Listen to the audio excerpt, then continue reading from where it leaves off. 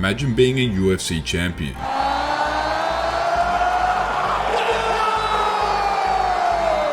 So many fighters climb the mountain, aiming to reach the pinnacle. They look like they can't be touched, but they seem to always fall short. But every once in a while, there are special fighters. They may not be the best, but there's something about them that you can't explain. Something that makes a fighter stand out, having overcome adversity. So, who is this fighter that I'm talking about? That fighter is Diego Lopes.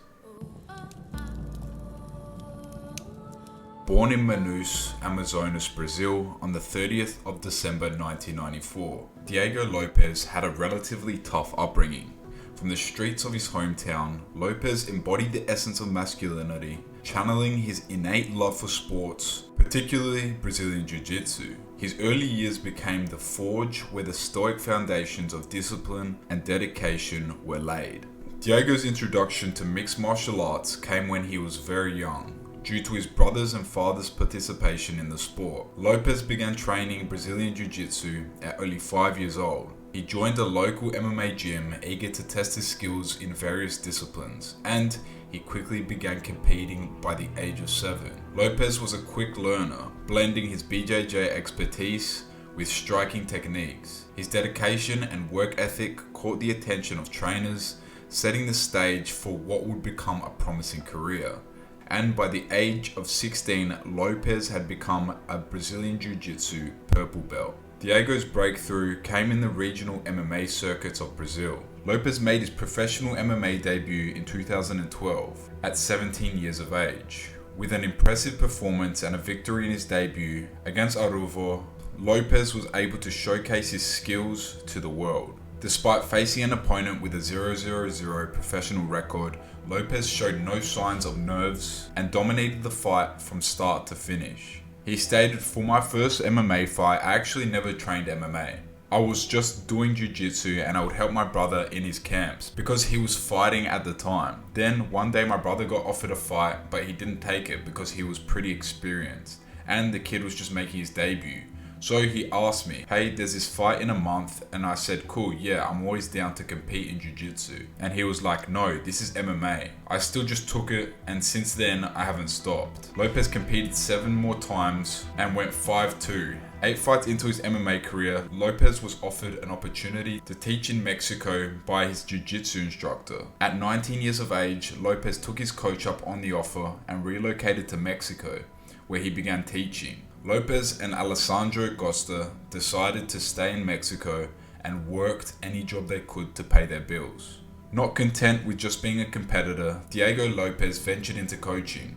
He wanted to share his knowledge and experience with the next generation of fighters. Establishing his own gym, Brazilian Warriors, in Pueblo, Mexico, Lopes became a mentor to new up-and-coming fighters. He liked it in Mexico, so he decided to stay there. However, he began partnering and cross-training with Lobo Gym in Guadalajara as he wanted to sharpen his striking following his defeat in ACB in 2018. The gym is led by Francesco Grasso, father of Alexa Grasso. His coaching career added a new dimension to his already multifaceted persona. Lopes, as a mentor, embodied the essence of masculine leadership, shaping the next generation of fighters. When asked if he liked fighting more or coaching more, Lopes stated that he loves both, as he has his own goals that he's trying to reach, but he loves to see athletes that he trains get better, and helping other people reach their goals is really fulfilling to him.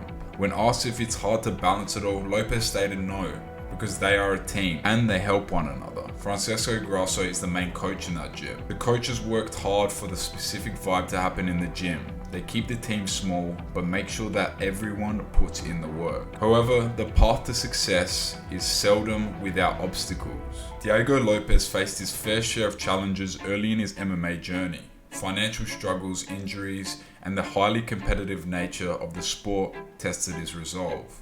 Yet, it was precisely these hardships that fueled his determination to succeed. Here, the stoic virtues of resilience and unwavering resolve manifested as Lopes confronted each setback with the unyielding spirit of a true fighter.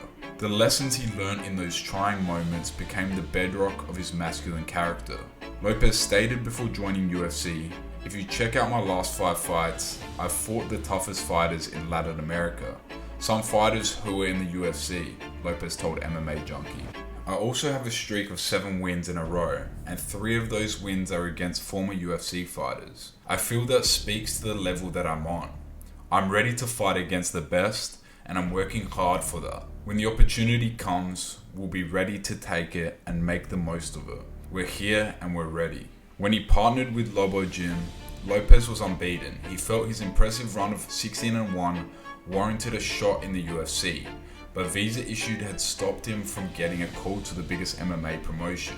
Lopes had an appointment in Brazil for his visa on May the 5th, but it was postponed to October the 5th. Lopes hoped to get cleared up immediately or sign with Dana White's Contender Series so the UFC can assist and speed up the process. Yeah, you can say that the visa had stopped me from getting into the UFC, Lopes said.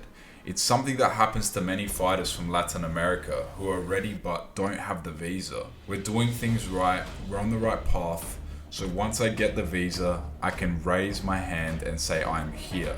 I'm ready to fight. I don't care if it's next week, this is what I do.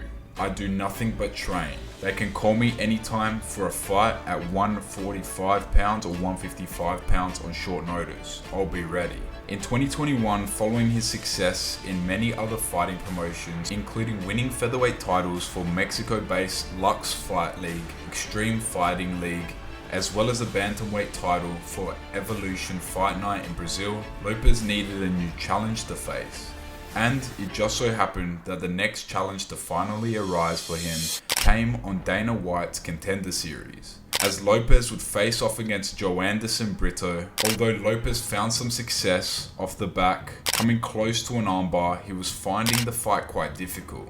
Then, early in round 3, an eye poke left Lopes unable to continue, and Brito won the technical unanimous decision 29-28 on all scorecards. Following his defeat, Lopes went back to the drawing board to figure out what his next move was. But little did he know, an opportunity with the UFC would be right around the corner.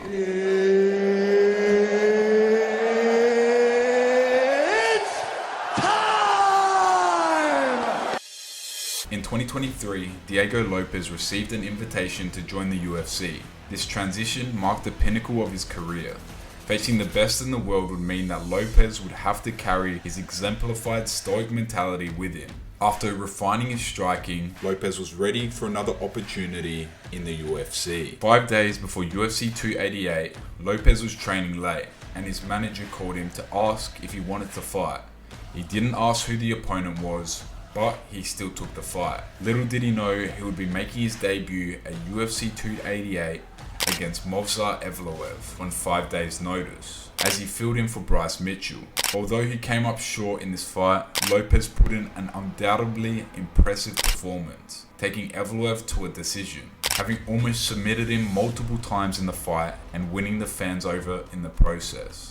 On August the 5th, 2023, he went on to score the first win of his UFC career in his next fight against Gavin Tucker, submitting him in the first round, further continuing that streak against Pat Sabatini on the 11th of November 2023, where he was the betting underdog, showing the resilience he developed over the years of overcoming hardship, knocking Sabatini out in the first round, making a prolific statement to every other featherweight. The ascent to greatness demanded more than physical prowess. Diego Lopes, through his dynamic fighting style, categorized by a dynamic blend of striking and grappling, made him a fan favorite. Lopes' rise to the top of the MMA world was inevitable. His rise was not just a triumph of skill, but a testament of his ability to endure major setbacks. Now on a 2-fight winning streak after his wins against Gavin Tucker and Pat Sabatini, Lopes has shown he has the potential to go all the way,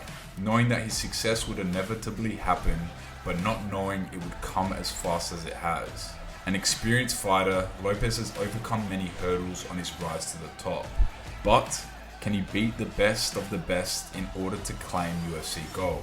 He has shown that he can keep up with the best, as he took Evloev to the brink in his UFC debut. Although Lopes has been fighting in MMA for over a decade, he is still very young, at almost 29 years of age. Diego is determined to see UFC gold, and is willing to do whatever it takes to get there. Over the last few years, Lopes has refined his skill set and tends to strike more. His high guard conceals the lack of head movement, which is an area he can improve on. Lopes can be a difficult fighter to face because he mixes up his attack, making him an unpredictable fighter. He has a good uppercut and his right hand is a huge weapon. His grappling skills are highly impressive and he is known for his diverse submission attacks, with 12 of his wins coming from submissions, 9 coming from KO/TKO, and only 2 coming via decision, with his current record standing at 23 wins and 6 losses. While he may not be in the top 15 of the featherweight division as of right now, he has the potential to be a top contender for years to come.